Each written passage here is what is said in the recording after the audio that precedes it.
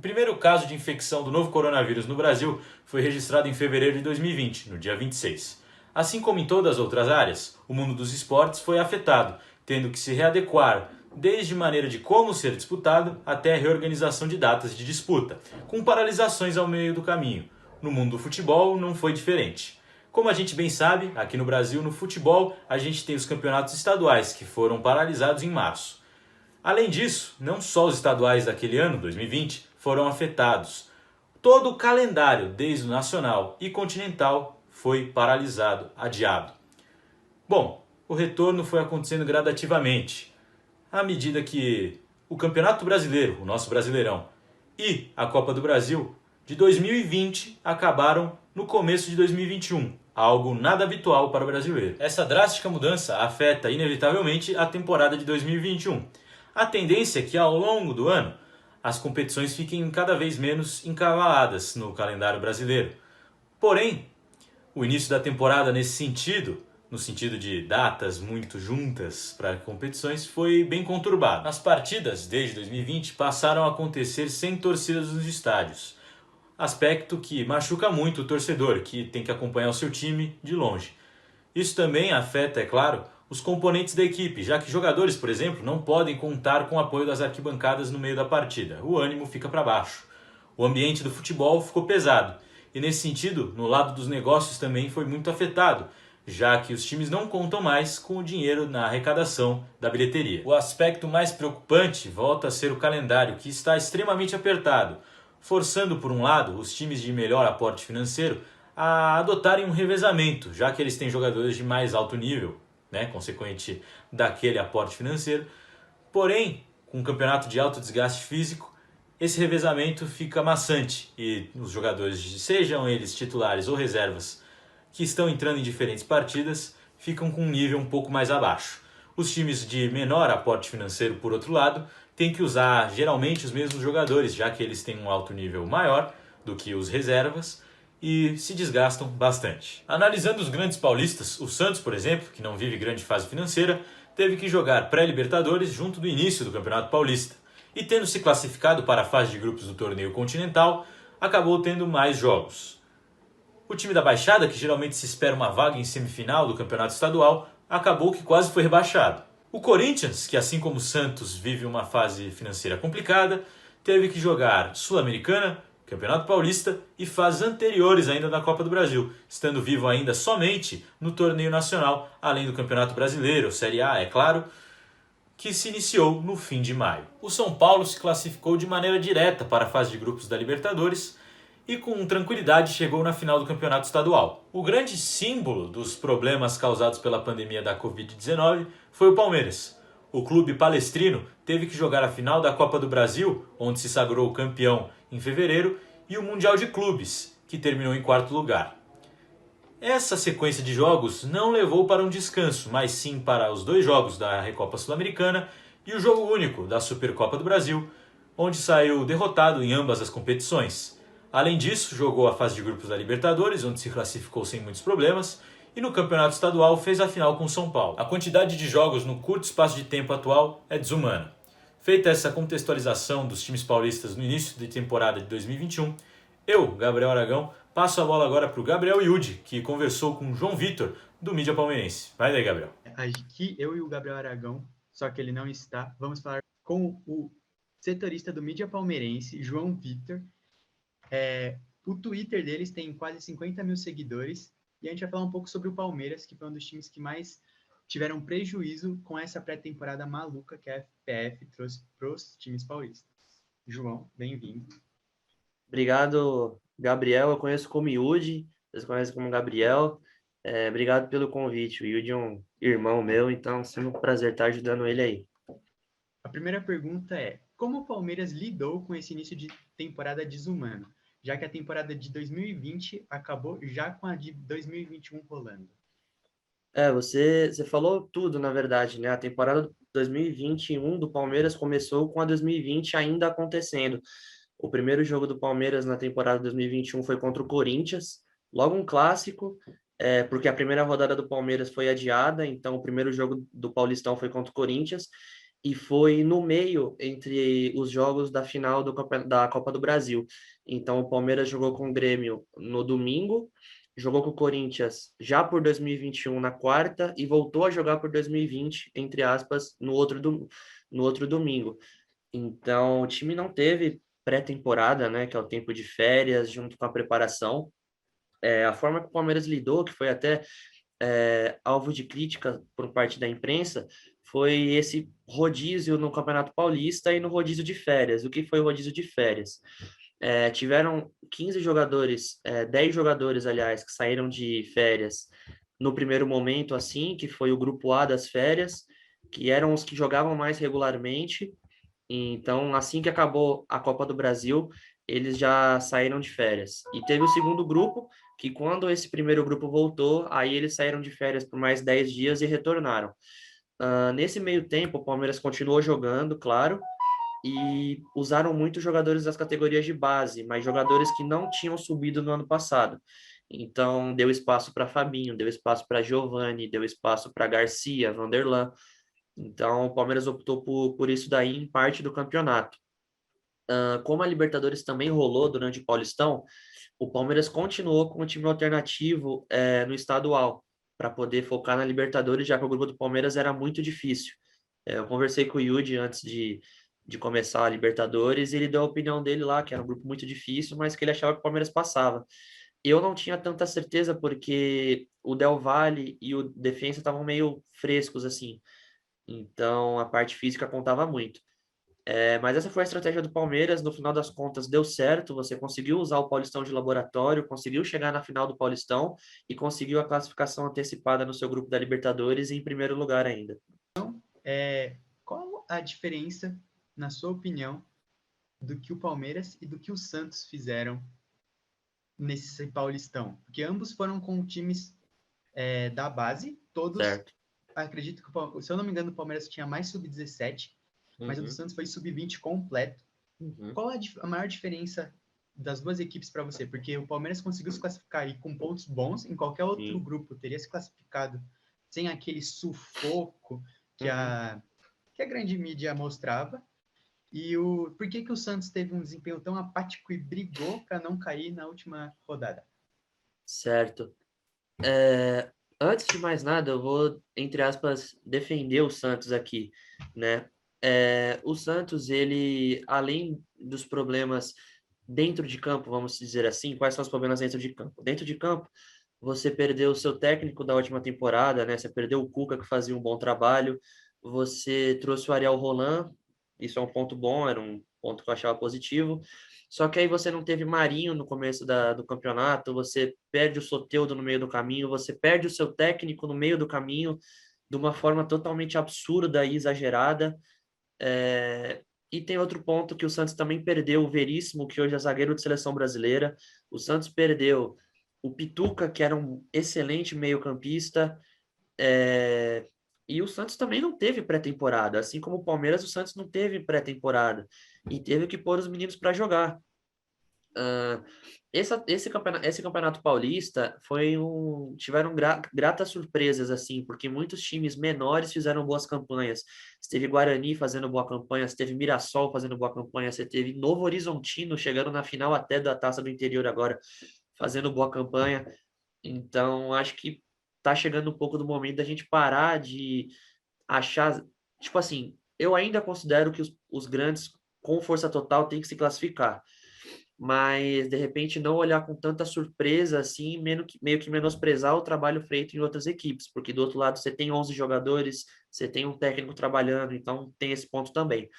Mas o Santos sofreu com tudo isso, cara. Honestamente, assim, foi meio que uma bagunça esse começo de ano do Santos, né? Foi uma bagunça enorme.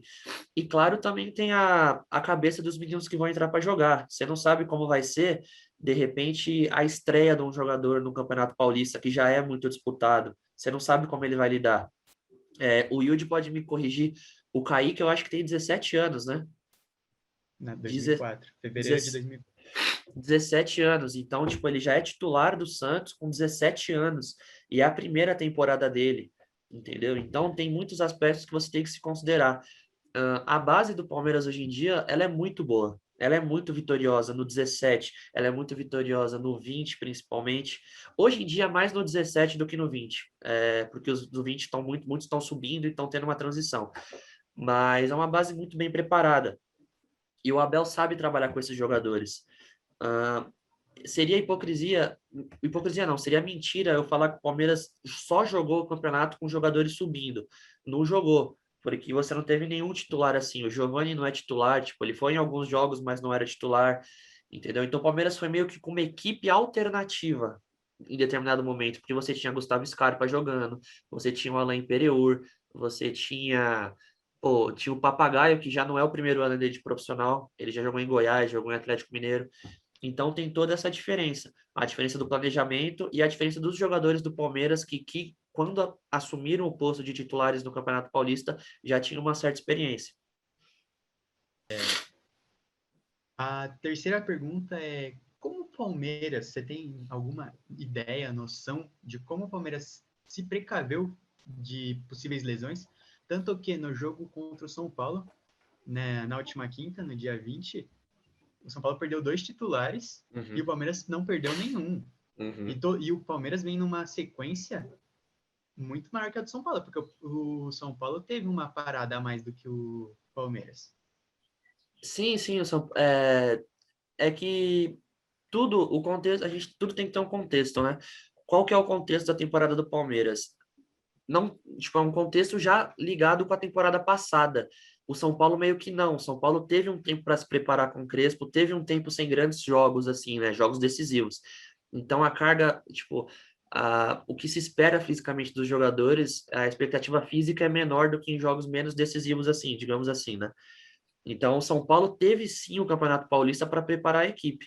O time do São Paulo é conhecimento de todo mundo, é um time muito bom. Então você consegue preparar eles no Paulistão, jogando com equipes mais frágeis, tudo mais. Agora indo para sua pergunta direto, não teve. Honestamente, assim, até de informação, o que o Palmeiras lidou para poder prevenir lesões foi justamente esse rodízio, entendeu? Foi justamente esse rodízio. Tanto que o Rafael Veiga, que hoje é titular, ele só foi estrear no Paulistão contra a Inter de Limeira, já nas rodadas finais, entendeu? Então, o Palmeiras fez isso para se precaver.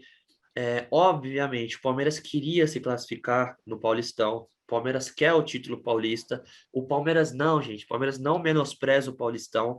É que precisa, porque a temporada não acaba no Paulistão, entendeu? Vamos supor aqui, nós aqui. O Palmeiras vai com o titular no Paulista e vai com o titular na Libertadores.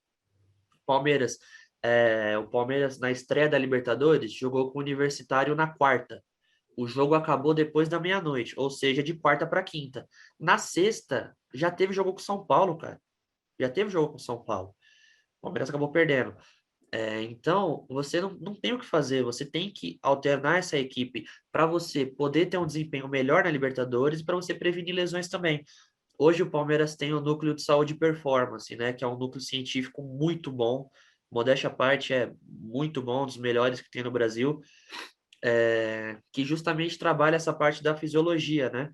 Une ciência com futebol. Então você consegue ver a carga dos jogadores, consegue ver quanto esse jogador aguenta, se ele consegue jogar determinada partida, o tempo que ele consegue jogar cada partida. Vamos supor, o Yudi é camisa 10 do Palmeiras, tem potencial para isso. A gente fala assim, pô, o Yudi consegue estar lesionado. Na próxima partida ele consegue jogar 15 minutos. Então, o que a gente vai fazer? A gente vai colocar ele nos 30 do segundo tempo, dependendo da necessidade. Como é que funciona o dia a dia da equipe com um jogo a cada 48 horas? Tipo, como são os treinos diários? E o Certo. Abel, que é um técnico muito estudioso, a maior prova disso é quando ele estudou o River Plate pelo livro do Galhardo. Isso, para mim, Foi, inexplicável. foi. Como é que ele consegue manter as ideias e táticas e jogadas ensaiadas do Palmeiras? Uhum. Na verdade, ter estudado o River pelo livro do Gará não deu muito certo, porque ele comprou esse livro na volta da Argentina. Então, tipo assim, ele fez 3-0, só que aí ele tomou 2-0 e quase saiu na semana seguinte. O que ele falou que usou foi, tipo assim, para ganhar do Corinthians, um tipo de movimento que o William abria e abria espaço para o Veiga infiltrar, alguma coisa assim. Mas, enfim, mano, indo para sua pergunta, eu estou muito, é que eu vou falando. Mas, enfim, essa questão do jogo a cada 48 horas. Como a gente falou numa pergunta atrás aqui que você fez, é, hoje o departamento de fisiologia do Palmeiras e o departamento de futebol, eles andam lado a lado. Então, o Palmeiras consegue ver qual jogador tem condição de jogar, quantos minutos o jogador pode jogar em determinada partida. Porém, cara, é humanamente e fisicamente impossível você jogar em alto nível a cada 48 horas. Eu citei como exemplo aqui o jogo do Universitário na quarta e o jogo do São Paulo na sexta. Não tem como o jogador jogar. Então, como funciona no dia a dia? Vamos lá. Geralmente, para um jogo de final de dia de semana, né, de segunda a sexta, que geralmente é como acontece, o Palmeiras joga na Libertadores na terça, por exemplo, joga na terça, então joga lá à noite e tal. Os jogadores se reapresentam na quarta-feira pela tarde, eles descansam de manhã, se apresentam pela tarde, e aí geralmente eles se apresentam de manhã, geralmente às 11, mas quando é assim eles se apresentam à tarde porque tá absurdo o calendário. Então se apresentam à tarde, tem o treino das 4, e quem vai a campo? Vai a campo os reservas do jogo anterior, quem não foi relacionado e quem entrou na partida. Então, por exemplo, se eu entrei para jogar um tempo só, eu vou treinar no outro dia. Então é assim que funciona. Os titulares da partida só, eles vão para academia de futebol, para academia, né? E fazem o recovery. O que é o recovery? Você põe aquela bota lá nas pernas para fazer a recuperação física. Tem a parte da piscina, tem a parte do gelo, entendeu? Tudo para fazer a recuperação muscular. Enquanto isso, o treino continua rolando com quem vai jogar nessa outra partida. Mas não adianta muito, porque é absurdo. Você treina um dia. O Palmeiras tem um treino para se preparar para um determinado jogo. Se o Palmeiras joga terça e quinta, o Palmeiras só vai ter o treino de quarta-feira para poder se preparar, entendeu? E geralmente, Yudi, o Palmeiras adotou com o Abel um esquema mais no ano passado do que esse ano, porque ano passado o Palmeiras precisava se adaptar ao Abel. O Abel, ele ficou muito tempo sem usar o esquema que ele gostava, sem usar a estratégia que ele gostava, por conta do tempo de treino, que era quase nulo, quase nenhum. Então ele tinha que jogar com o que tinha e se adaptar. Tanto que ele usava o 4-3-3, hoje ele usa o 3-5-2. Então, o Palmeiras geralmente, quando jogava à noite, ele treinava de manhã. Ele conseguia treinar de manhã, fazer uma atividade leve e tudo mais, mas treinava. Hoje nem isso consegue. Então, ele joga terça-noite, tem um treino na quarta, né, na quarta de tarde, e já joga quinta-feira de noite de novo, porque se você ficar forçando até o time reserva, nem o reserva você vai ter uma hora. Então é muito complicado isso daí. Certo. Queria te agradecer sua presença aqui, ainda mais como setorista da equipe que mais atuou no ano de 2020, Sim. que provavelmente vai atuar em 2021, por motivos de favorito a muitos títulos nesse ano novamente. Uhum. Queria muito te agradecer. E quem for Obrigado. palmeirense aí e quiser ver, fala suas redes sociais, principalmente o Twitter. Pô, cara, eu vou falar só meu Twitter, a rede social do Instagram lá, né, só não vou falar muito, não vem ao caso agora. Mas segue a gente, né? Não só eu, segue o Mídia Palmeirense, né? Para quem é palmeirense no Twitter, no Instagram, no YouTube também. É só Mídia CEP, você coloca lá, Mídia SEP, você já vai achar a gente. E o meu particular, né, no Twitter é o JV underline MediaCep. Aí você consegue me acompanhar lá. Mas eu que agradeço. Obrigado pelo convite. Ainda mais vídeo de você. Fico muito feliz. Obrigado. Bom, com isso vou fechando esse vídeo por aqui e deixo novamente o nosso agradecimento ao João Vitor. E aproveitando que ele deixou as redes sociais dele, passo o Instagram da agência Maurício Stratenberg para vocês, que é o @jornal.ag. @jornal.age, tudo em letras minúsculas.